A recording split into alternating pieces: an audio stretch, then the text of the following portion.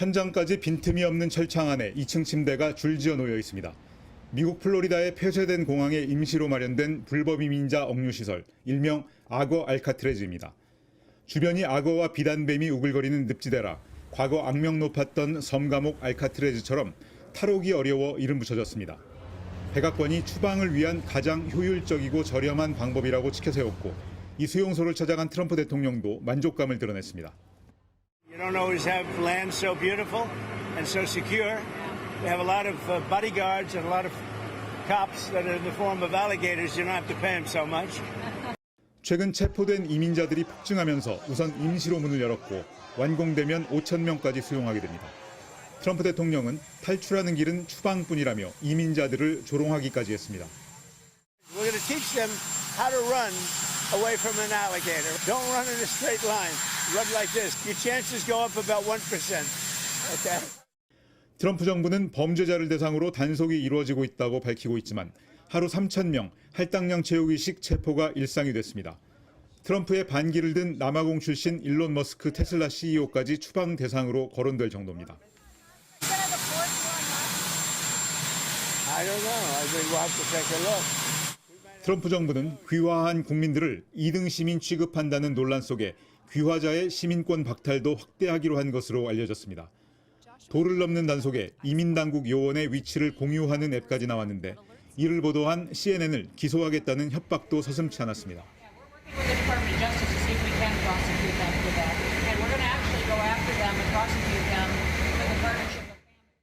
군대를 동원하더니 이제 맹수까지 등장했습니다. 트럼프 정부의 마구잡이식 이민자 단속이 선을 넘어 극단으로 치닫고 있습니다. 워싱턴에서 MBC 뉴스 김정호입니다. 성조기와 멕시코 국기를 들고 시민 수백 명이 도로를 행진합니다.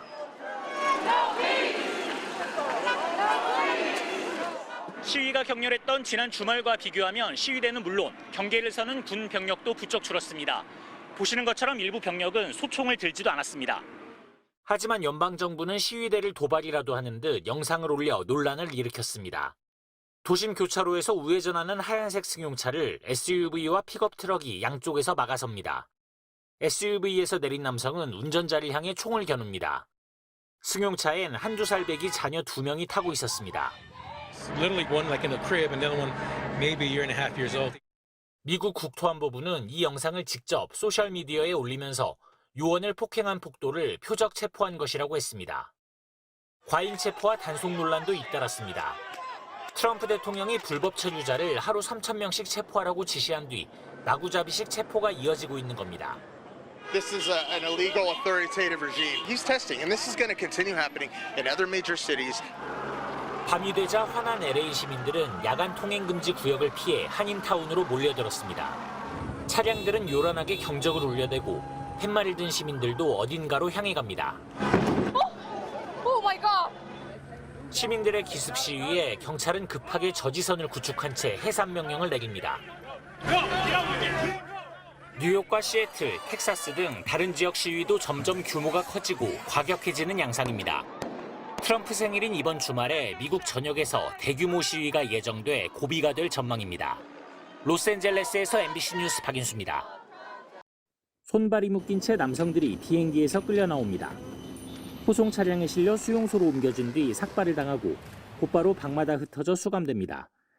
백악관은 이들이 국제범죄 조직의 일원이라며 $600만 주고 엘살바도르 감옥에 수감했다고 밝혔습니다. The president used his authority under the Alien Enemies Act to deport foreign terror. 적성국 국민법, 전쟁 중인 국가의 국민을 강제 구금 추방할 수 있다는 법으로 미국에서 이 법이 사용된 건 지난 2차 세계대전 이후 처음입니다. 트럼프 행정부는 추방을 중단하라는 법원의 명령도 무시했습니다. 워싱턴 DC 연방법원은 비행기가 이미 출발했다면 다시 돌아와야 한다고까지 했지만 따르지 않았습니다. 그러면서 마약 밀매자, 범죄자 등인데 무슨 문제냐고 했습니다. I can tell you this, these were bad people. That was a bad group of, as I say, hombres. 백악관 관계자는 아예 법원의 판결은 신경 쓰지 않는다고 해 논란을 키웠습니다. The president did the right thing. I stand by it. I thought we removed in one day over 200 dangerous people. 사법부와 트럼프 정부의 충돌은 이뿐만이 아닙니다. 출생시민권 폐지와 연방직원 해고 등의 법원이 제동을 걸자 백악관은 모두 항소하며 맞서고 있습니다. I think it's absolutely ridiculous. Absolutely. It's a judge that's putting himself in the position of the President of the United States. 이번 사건을 두고 미국 현지 언론들은 트럼프가 미국 수정헌법이 정한 견제와 균형에 도전하고 있다고 비판하고 있습니다. 로스앤젤레스에서 MBC 뉴스 박윤수입니다.